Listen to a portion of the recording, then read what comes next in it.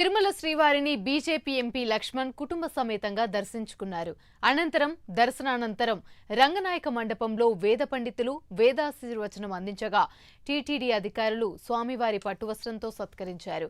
వాయనాడ్, ఉత్తరాఖండ్, సిమ్లాలో ఎంతో మంది ప్రాణాలు కోల్పోవడం జరిగిందని, దానికి మానవ తప్పిదాలే కారణమని ఆయన అన్నారు. ప్రకృతిని మనం కాపాడితే ఖచ్చితంగా మనల్ని ప్రకృతి కాపాడుతుందని లక్ష్మణ్ తెలిపారు. నరేంద్ర మోడీ గారు సంకల్పించినటువంటి వికసిత్ భారత్, అభివృద్ధి చెందిన భారతదేశం సాకారం కావాలని కలియుగ దైవము శ్రీ వెంకటేశ్వర స్వామి గారిని ప్రార్థించడం జరిగింది.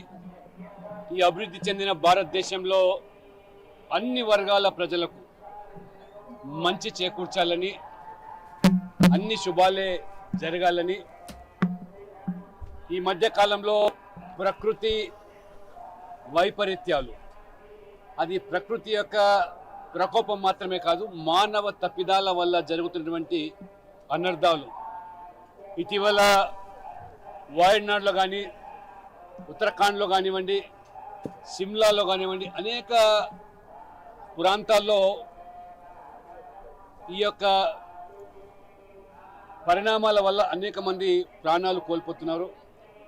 భగవంతుడు మరి అటువంటి ఒక పర్యావరణాన్ని, ప్రకృతిని కాపాడేటువంటి ఒక ఆలోచన ప్రజల్లో రేకెత్తించాలని, ప్రకృతిని మనం కాపాడితే ప్రకృతి మనల్ని రక్షిస్తుందని, ఏ రకంగా ఇవాళ ధర్మాన్ని మనం కాపాడితే ధర్మం మనల్ని రక్షిస్తున్నదో అదేవిధంగా ప్రకృతి పట్ల కూడా ప్రజల్లో అవగాహన పెరగాలి.